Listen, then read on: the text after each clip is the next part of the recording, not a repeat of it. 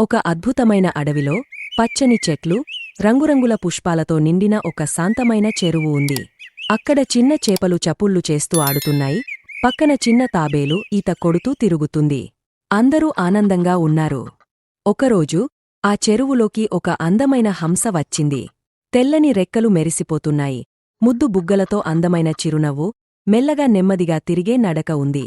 ఆమె నీటిలో తేలుతూ చాలా సుందరంగా కనిపించింది.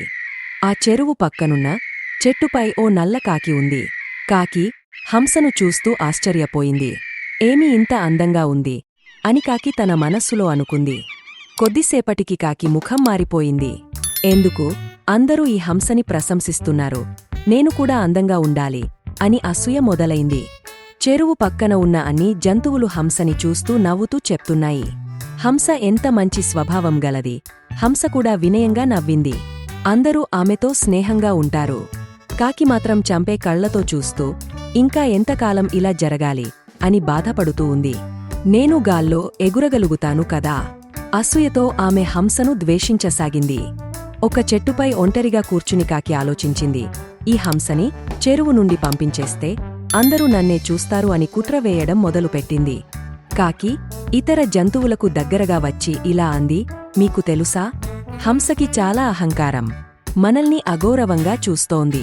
జంతువులు ఆశ్చర్యంతో చూశాయి. జంతువులు ఒకదానికొకటి చూస్తూ, ఇది నిజమా?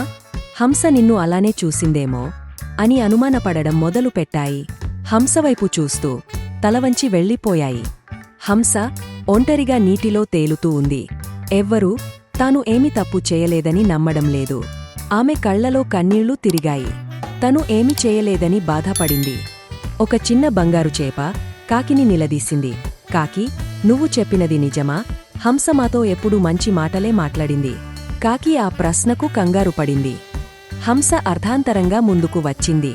మీతో నేను ఎప్పుడూ ప్రేమగా ఉండాలని చూశాను. మీరు నన్ను తప్పుగా అర్థం చేసుకున్నారని బాధగా చెప్పింది. జంతువుల హృదయాలు కదిలిపోయాయి.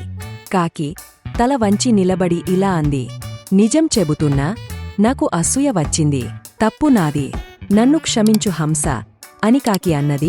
అందరూ ఆశ్చర్యంగా చూశారు. హంస నవ్వుతూ ముందుకు వచ్చింది. కాకి రెక్కను చాచి హంసని ఆహ్వానించింది. అసలు స్నేహం అంటే క్షమించడం కూడా ఉండటం కాదు అని హంస హృదయపూర్వకంగా చెప్పింది. చివరికి హంస, కాకి మరియు అన్ని జంతువులు కలిసి ఆ చెరువులో సంతోషంగా జీవించసాగారు. ప్రేమగా, స్నేహంగా ఒకరికొకరు సహాయం చేస్తూ ఉండిపోయారు. Please subscribe to our channel.